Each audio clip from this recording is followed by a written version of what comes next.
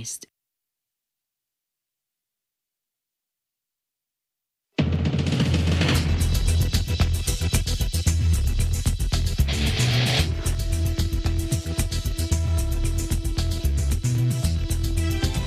We're working to connect a region of over 600 cultural bridges between our lands.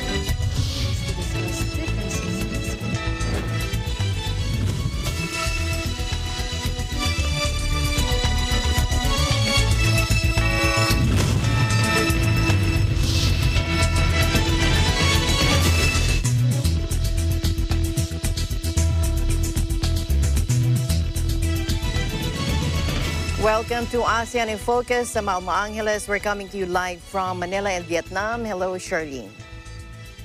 Hello, Alma. I'm Charlene Navaja from your EBC Vietnam Bureau, bringing you the dynamic ASEAN region. On today's headlines. The death toll from the eruption of Indonesia's Mount Semeru has risen to 39, according to authorities, as rescuers scramble to retrieve more bodies under the threat of further volcanic activity. The Department of Health on Wednesday said it has tracked down one of the 8 travelers from South Africa.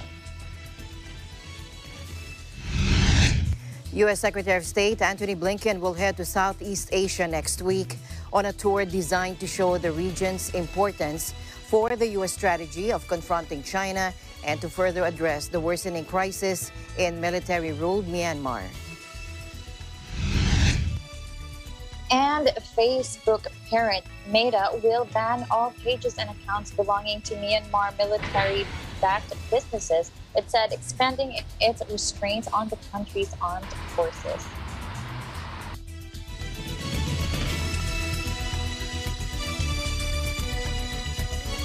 The death toll from the eruption of Indonesia's Mount Semeru has risen to 39, according to authorities, as rescuers scramble to retrieve more bodies under the threat of further volcanic activity.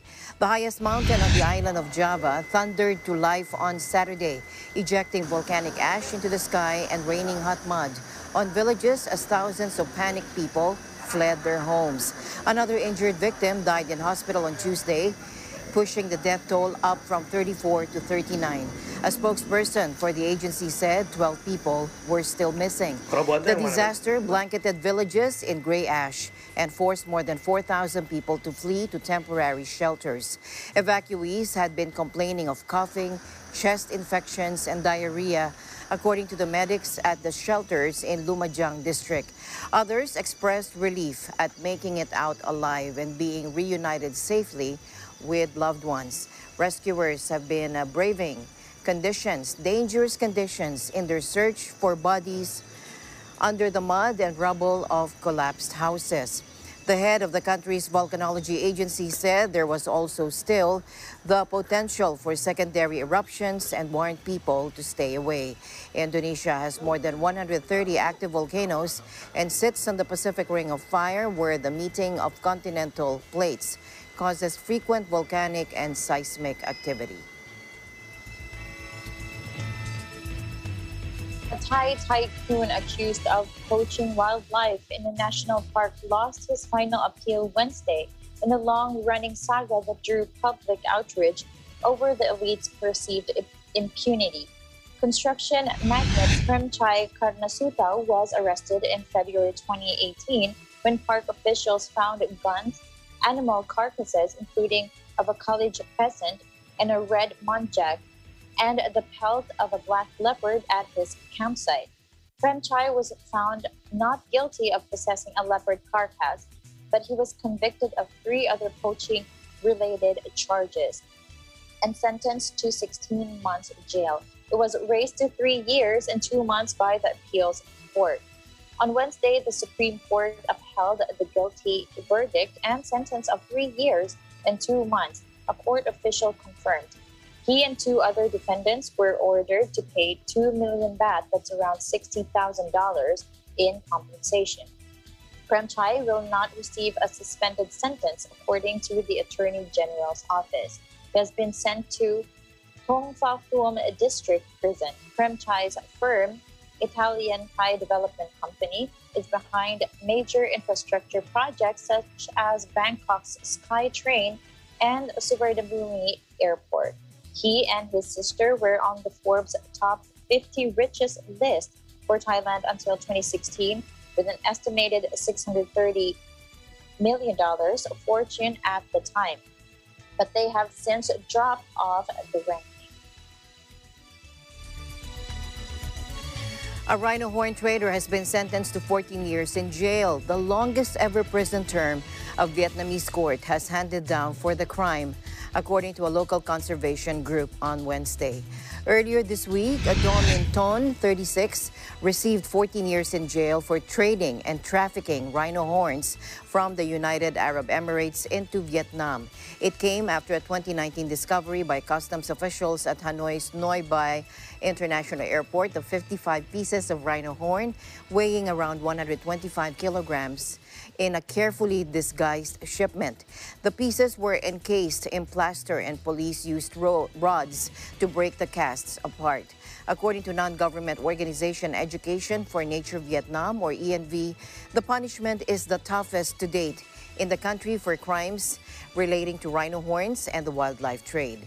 Vietnam and China remain lucrative markets for elephant tusks, pangolins, tiger parts, and rhino horns. Some believe that rhino horn helps cure diseases and hangovers when ground into powder. And poachers in Africa have decimated wild rhino populations to meet the demand, despite the trade being banned globally since the 1970s. Only about 29,000 rhinos survive in the wild, down from 500,000 at the beginning of the 20th century, according to conservationists. U.S. Secretary of State Antony Blinken will head to Southeast Asia next week on a tour designed to show the region's importance for the U.S. strategy of confronting China and to further address the worsening crisis in military-ruled Myanmar. Blinken will start off his round-the-world journey with a meeting with his G7 colleagues Friday through Sunday in Liverpool, England. The spokesman, Ned Price, said in a statement Wednesday. Blinken will then head to Indonesia, Malaysia, and Thailand to stress the top priority of U.S. foreign policy, which is to challenge an ever more assertive China. The United States accuses China of regional intimidation and pressure, especially in the South China Sea. The Secretary's meetings will focus on strengthening the regional security infrastructure in response to PRC bullying in the South China Sea. Daniel Crittenbrink, Assistant Secretary of State for East Asian and Pacific Affairs, told the reporters using the acronym for the People's Republic of China. Crittenbrink added that Blinken will discuss unilateral PRC actions in the Mekong River, as well as freedom of navigation and freedom of overflight. The Chinese government has come under criticism for building dams upstream on the Mekong River, which affects water levels and fisheries in the neighboring countries. In Jakarta, Blinken will give a speech on the significance of the Indo-Pacific region, while in Kuala Lumpur, he will address the need for the region to remain free and open. In each country, the secretary will reiterate to his counterparts the importance of holding the Burmese military regime to account for its crimes and seeking to restore Burma's path to democracy, Crittenbrink said, using a former name for Myanmar. The United States has repeatedly denounced the February 1st military coup that ousted the civilian government in Myanmar and the jailing of civilian leader Aung San Suu Kyi. Blinken will stop in Hawaii December 17th on his birthday. In other news, Facebook parent Meta will ban all pages and accounts belonging to Myanmar military-backed businesses, it said, expanding its restraints on the country's armed forces.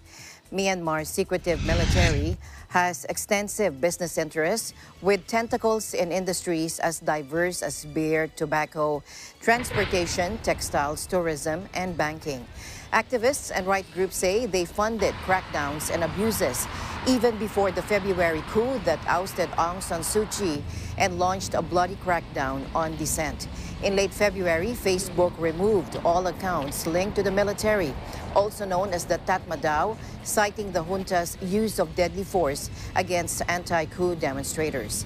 It also banned military-linked firms from advertising on its platforms. The pages of Miyawadi Trading Limited, Miyawadi Bank, and Myanmar Beer, all included in the 2019 report, were inaccessible as of Wednesday.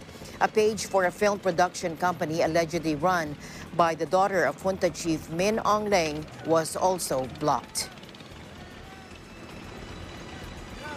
And in the Philippines, where the interagency task force for management of emerging infectious diseases has placed France on the red list for COVID-19, which means travelers from this country are banned from entering the Philippines due to high risk of infection.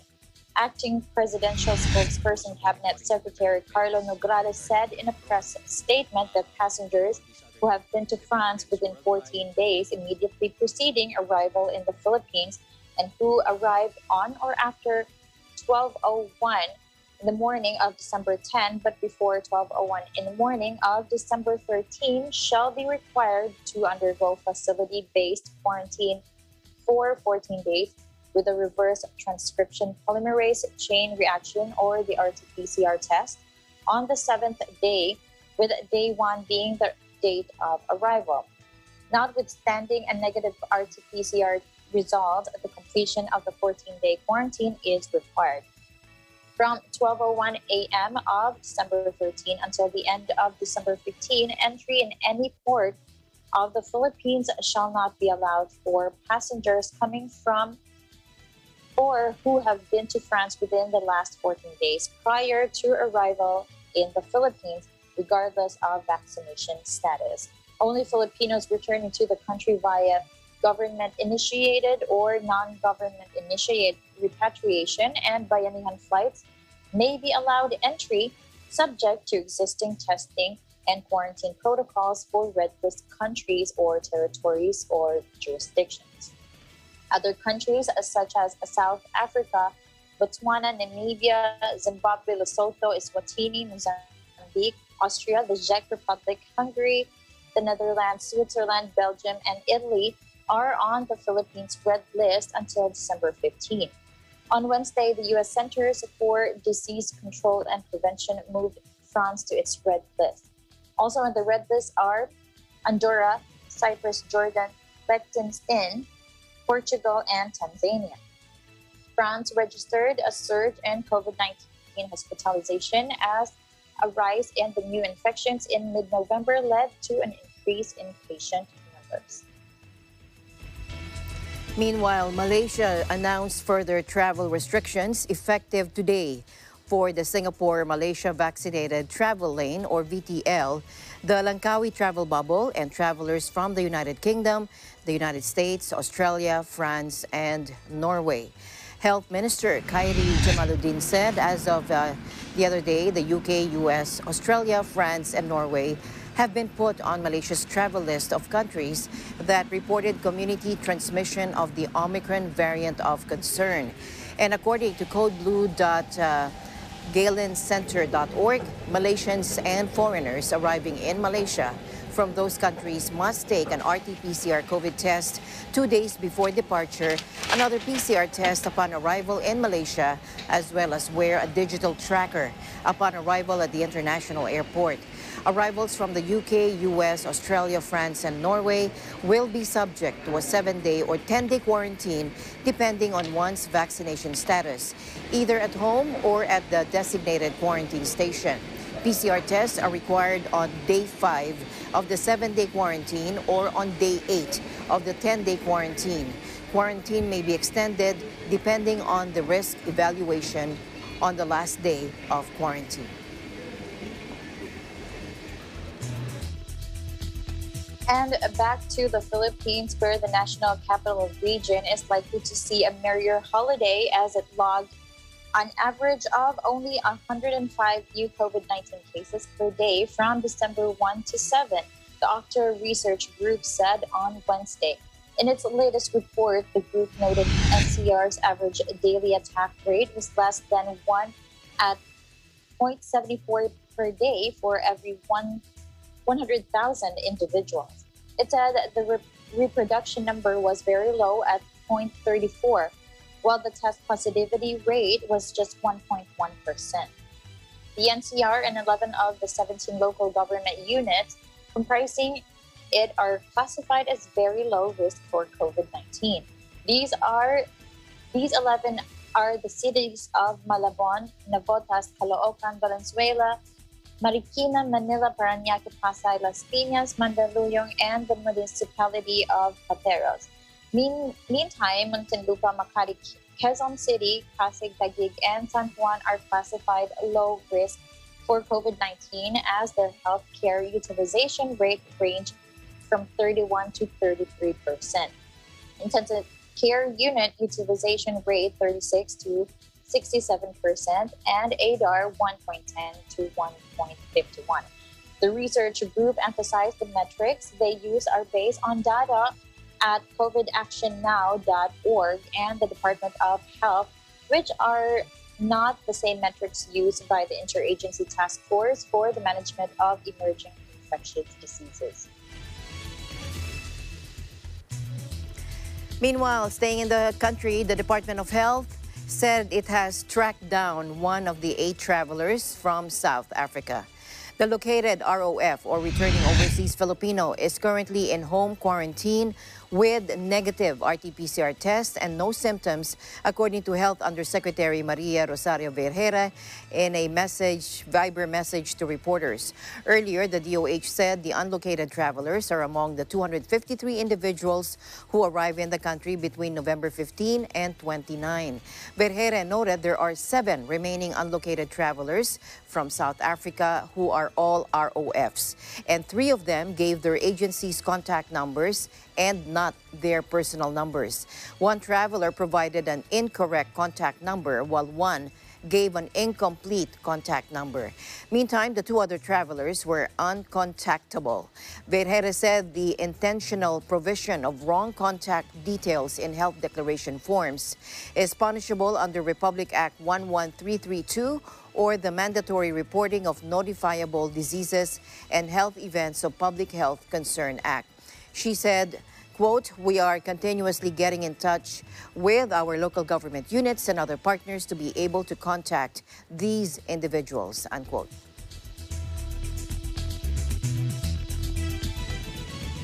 Papua New Guinea carried out the first in a series of mass COVID-19 burials Wednesday, interring 54 people whose remains were unclaimed for months as the pandemic ravaged the under-resourced Melanesian nation. Hospital and government officials ordered the crisis ceremony after 300 bodies piled up at Port Moresby General Hospital morgue, overwhelming a facility designed to hold just 60. Some remains had been stored there since March as authorities tried to locate loved ones and secure scarce funding to carry out the last rites. Officially, it has detected about 35,000 cases in a population of close to 9 million. But data from 700 clinics around the country showed that 2.6 million people, more than a quarter of the population, presented with flu or pneumonia-like symptoms between March 2020 and September this year. Shirley and I will be back here on ASEAN in Focus right after this break.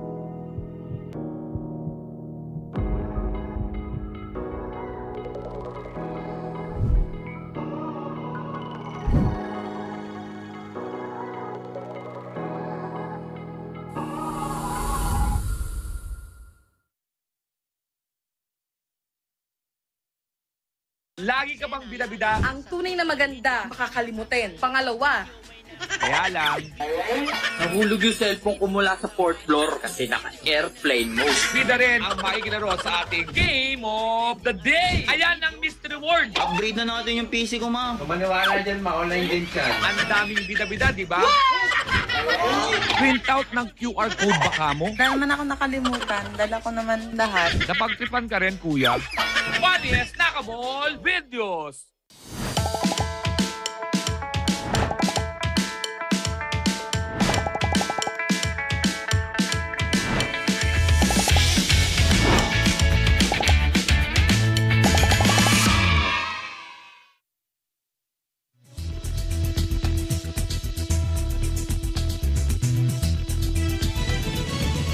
Welcome back. Former Malaysian leader Najib Razak lost his appeal against a corruption conviction and 12-year jail term Wednesday, with the judge branding his actions a national embarrassment, but allowing him to remain free.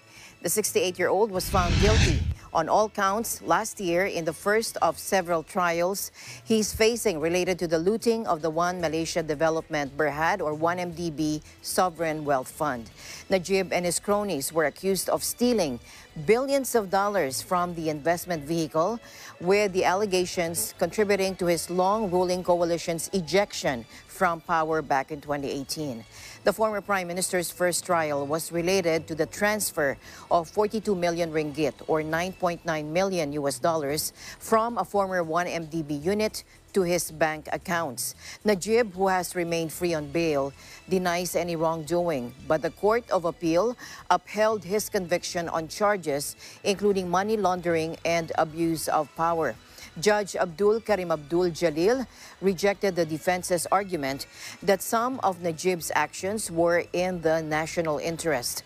Judge Karim also rejected Najib's defense that he believed the cash was a donation from Saudi royalty, saying there was no evidence for the claim. But he agreed to a request for Najib to stay out of prison on bail while he lodges a final appeal with Malaysia's top court. Najib's final appeal to the top court will likely take months. If that fails, his only option will be a pardon from the king. If Najib, who remains an MP, loses the next court challenge, he will be jailed and barred from holding political office. Najib is currently facing 2 other ongoing 1MDB-related trials. The most significant centers on allegations he illicitly obtained more than 500 million US dollars. The Commission on Elections has deposited the final local source code and trusted build of the automated election system of the May 9, 2022 elections to its Information Technology Department in preparation for its escrow at the Bangko Sentral ng Pilipinas. Here's COMELEC spokesperson James Jimenez. Let's listen. The 2 directors will now be proceeding to the COMELEC again to deposit the source codes in the ITT vault preparatory to their being deposited in escrow in the Bangko Sentral of the Philippines. For those of you who might be new to this deposit of the source code in escrow to the Bangko Sentral is necessary to ensure that there is a trusted copy of the final trusted bill, a trusted copy that will not be open to tampering or any possible alteration by anyone, precisely because it is in the vault of the BSP. This is a very important security and transparency measure. Now, the source code and the codes held by the IDD both are accompanied by unique hash codes. These are independently verifiable hash codes which will be published in the COMELEC website, and it will allow people to check for themselves if the VCMs that they are using on election day are the same unaltered machines that have been subjected to the final trust bill. Again, this is also an important transparency measure, as well as a means of ensuring that the elections are legitimate and that the machines have not been tampered in any way. COMELEC Executive Director Bartolome Sino Cruz Jr. and ITD Acting Director Ginny Florolita received the code during the turnover ceremony held at Diamond Hotel in Manila on Wednesday afternoon.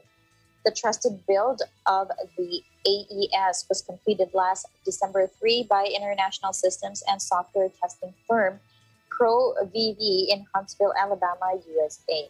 The trusted build is the process of assembling the overall program that will govern the entire AES using the reviewed component. Staying in the country, acting presidential spokesperson and cabinet secretary Carlo Nograles announced that President Duterte has signed an executive order that regulates the prices of drugs and medicines used to address the leading causes of morbidity in the country. This is part of efforts to improve access to affordable quality medicines and reduce the health-related expenses of our countrymen, consistent with the goals of the Universal Healthcare Act, according to Nograles. He added the president signed EO number 155 on Tuesday. The issue states that price regulation via maximum retail price and or maximum wholesale price, or MW, will be imposed on 34 drug molecules and 71 drug formulas used in agents affecting bone metabolism, analgesics, anesthetics, anti-angina, anti-arrhythmics, anti-asthma and chronic obstructive pulmonary disease medicines, antibiotics, anticoagulants, anticonvulsants, anti-diabetic drugs, antidiuretics, and antiemetics. Also covered by the EO are drug molecules and formulas utilized in anti-glaucoma, anti-hypercholesterolemia medicines, anti-hypertensive medicines, anti-neoplastic, anti-cancer medicines, anti-Parkinson's disease drugs, drugs for overactive bladders, growth hormone inhibitors, immunopressant drugs, iron chelating agents, and psoriasis, seborrhea, and ichthyosis medicines. Section 2 of the EO requires all manufacturers, importers, distributors, wholesalers, traders, and retailers to display the retail price, which shall not exceed the MRP.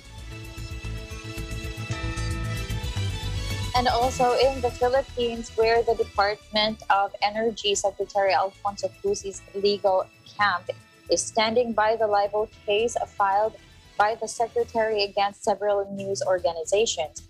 This is in reference to the news articles that were released by the news agencies concerning the Malampaya shares purchase agreement.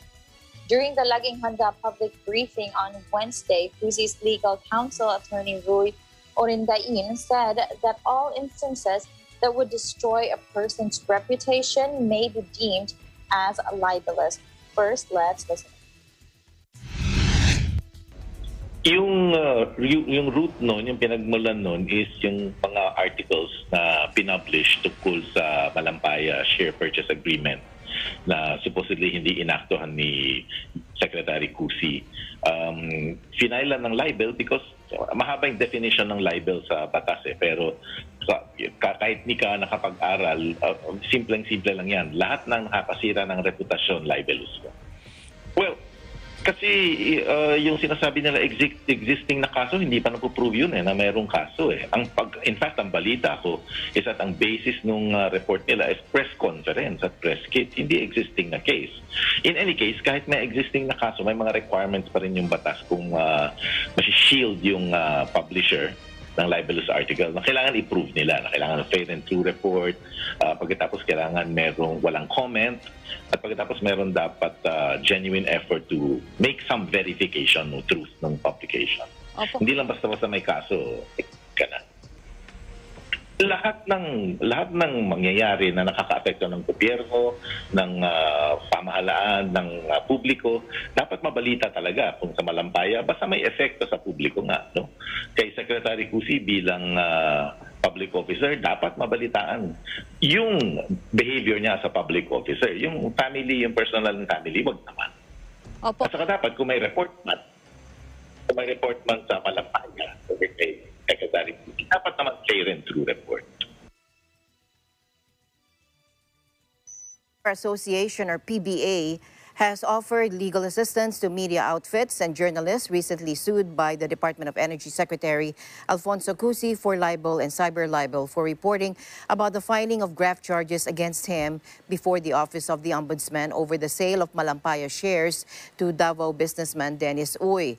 Cusi filed the complaints against 18 officials and reporters of Manila Bulletin, ABS-CBN News, Business World, Rappler, Philippine Star, GMA News, and the Business Mirror last December 3 before the Taguig City Prosecutor's Office. The PBA said its lawyers believe in the importance of press freedom, thus it cannot just stand idle and allow the law on libel be used to curtail such rights.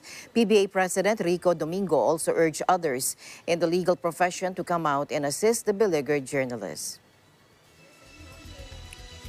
The city government has suspended classes and work in the government of Tacloban due to heavy rains that dumped in the eastern Visayas region.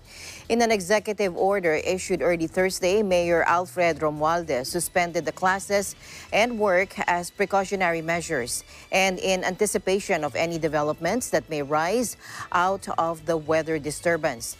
Under the local government code, governors and mayors are allowed to suspend classes as chairman of the local disaster risk reduction management council, especially during disasters and calamities, to ensure the safety of learners.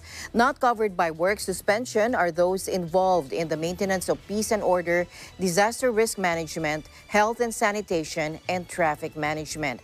Pag-asa warned of a heavy downpour today due to shear line affecting the eastern section of Visayas. Shear line is a narrow zone across which there is an abrupt change in the horizontal wind component parallel to this line, according to the glossary of meteorology.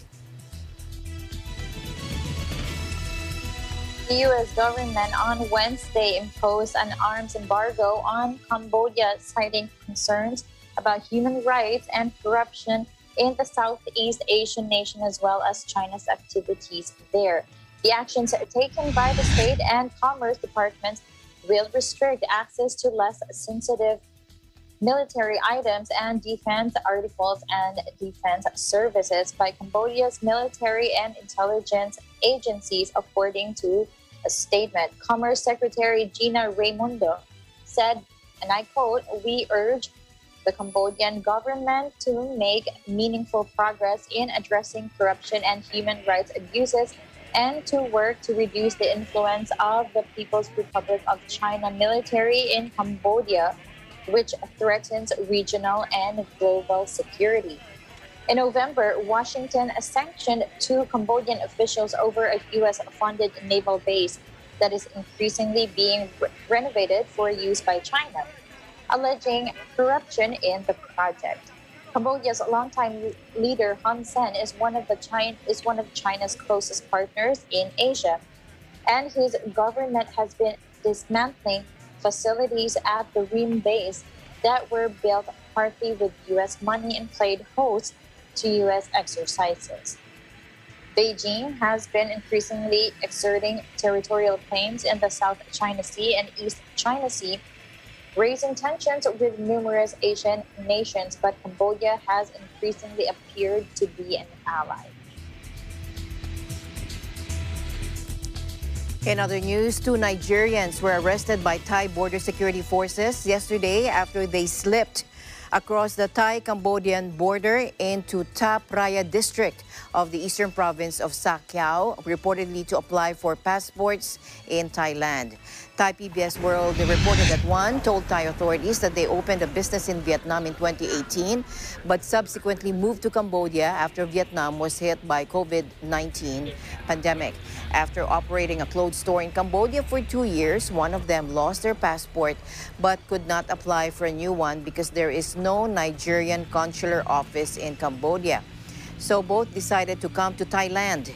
The 2 illegal immigrants passed body temperature checks, though, and they were sent to the Ta Praya District Police Station pending prosecution. The Thai government has ordered security to be beefed up at the borders to stop the entry of illegal immigrants, fearing that they may bring the COVID-19 Omicron variant into the country. And ASEAN in Focus, we'll be right back.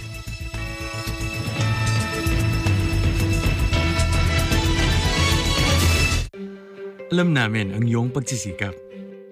Dama namin ang iyong mga sakripisyo. Kita namin ang pagharap mo sa bawat pagsubok. Kaya sa kabila ng mga hamon ng buhay, nandito kami para umalalay. Kasi katulad mo, gusto rin namin ang magandang bukas para sa kanya. Hatid namin ang dekalidad na edukasyon at makabagong pasilidad sa abot kayang halaga. Kaya huwag ka na mangamba. Sasamahan ka namin tuparin ang mga pangarap niya.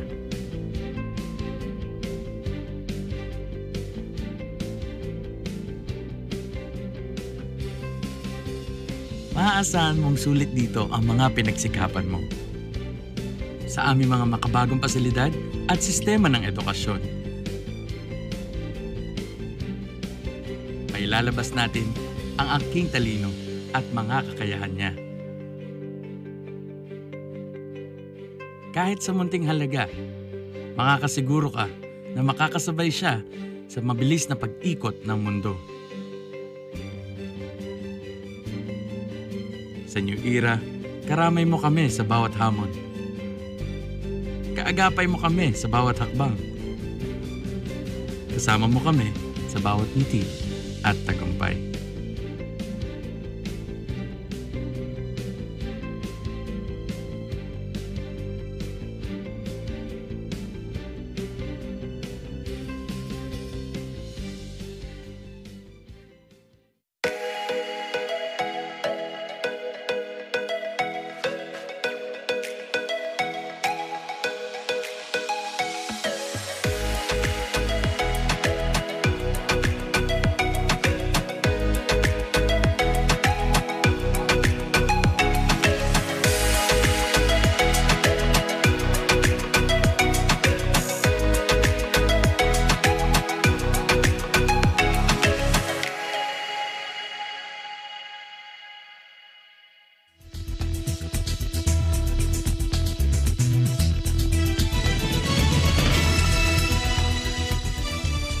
Welcome back to ASEAN in Focus. The World Bank has upgraded its economic outlook for the Philippines this year to 5.3%, higher than its projection in September at 4.3%.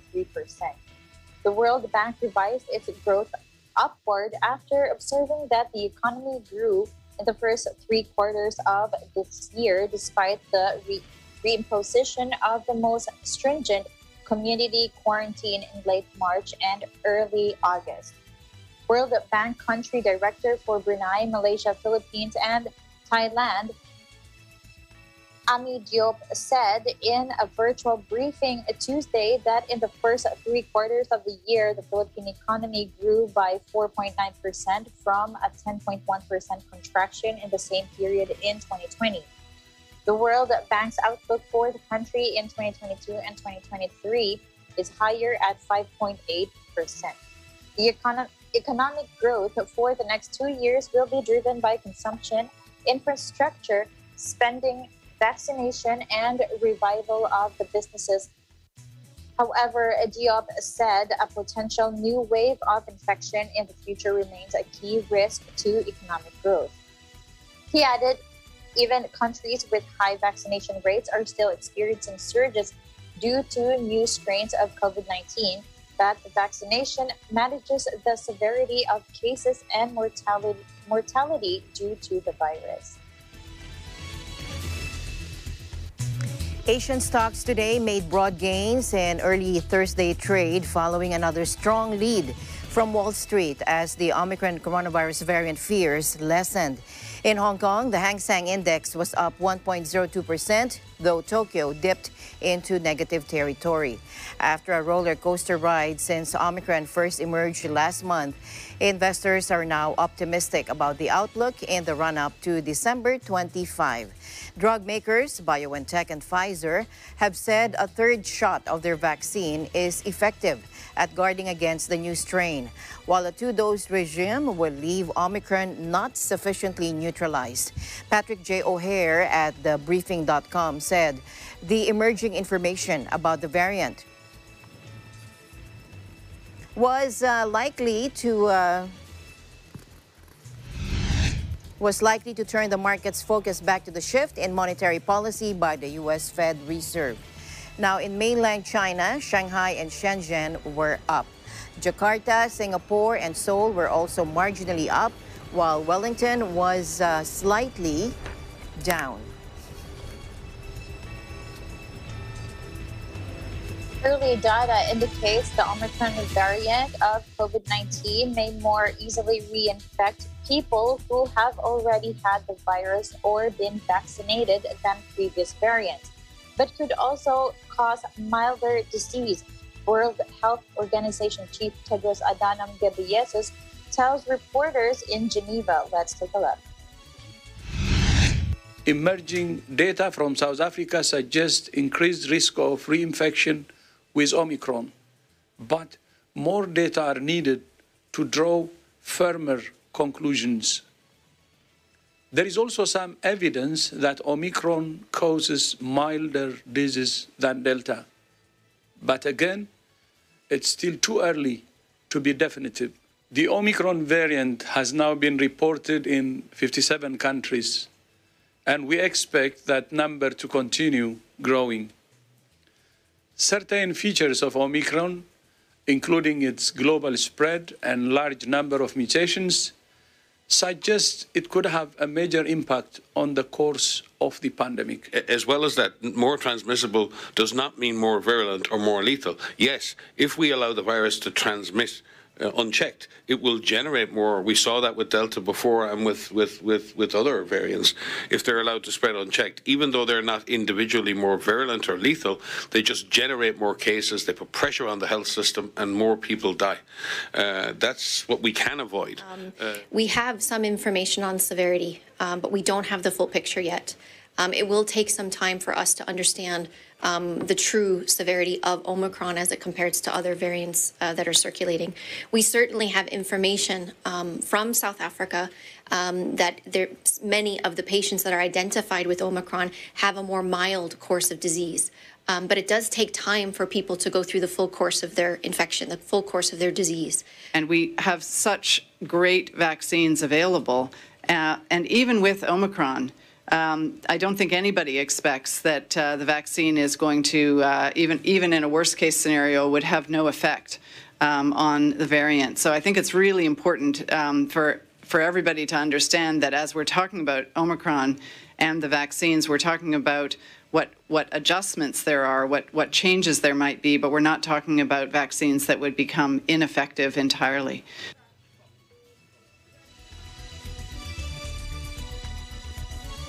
Meanwhile, Özlem Türeci, BioNTech's chief medical officer, said that the coronavirus vaccine developed jointly by BioNTech and Pfizer neutralizes the Omicron variant of the virus after 3 doses. Let's listen in. Laboratory studies demonstrate that 3 doses of our vaccine neutralize the Omicron variant, whereas 2 doses show significantly reduced neutralization of this new variant. Pfizer and BioNTech also said that an Omicron-specific version of the anti-coronavirus vaccine currently in development by BioNTech would be available by March. The new study comes after dozens of nations reimposed border restrictions in response to the spread of the new virus variant and raised the possibility of a return of economically punishing lockdowns. The detection of the first Omicron cases 2 weeks ago also coincided with jumping infection numbers across the world, and the variant added fuel to concerns about a global COVID resurgence. Omicron has so far been found in 57 countries, the WHO said, but no deaths have been associated with the variant. And that's all the time we have for you. Thank you so much, Charlene, for keeping me company today here in ASEAN in Focus. Thank you so much, Alma. And that's the latest news in the ASEAN region. Thank you for joining us today here in ASEAN in Focus. This is Charlene Navaja from your Vietnam Bureau, and we live in interesting times. And we'll see you back tomorrow, same time, same place, here on ASEAN in Focus. I'm Alma Angeles, and we live in interesting times.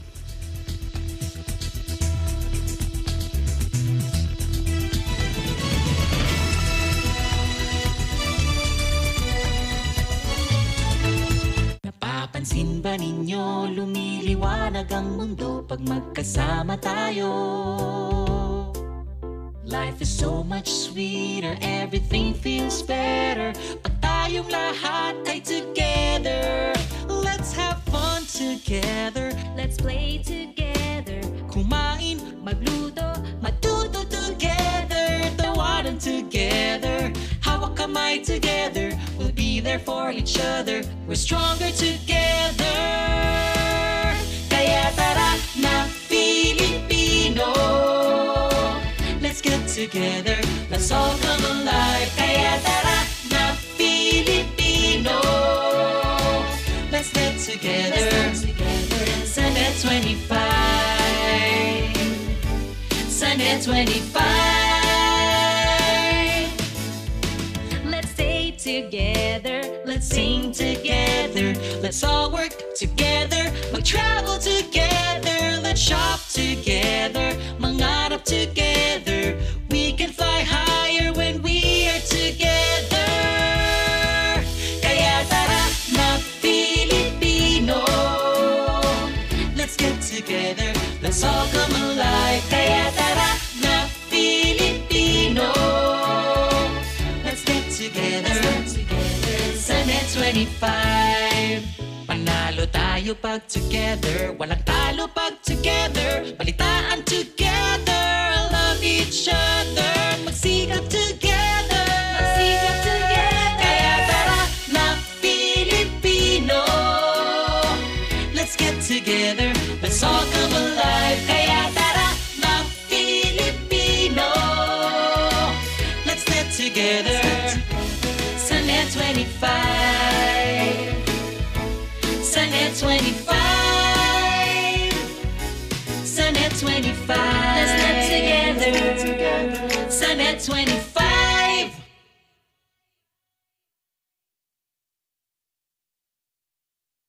Ang paggawa ng pelikula ay isang kamanghamanghang pagkakataon para sa mga mahilig manood ng sine o ang tawag ng iba ay pinilakang tabing.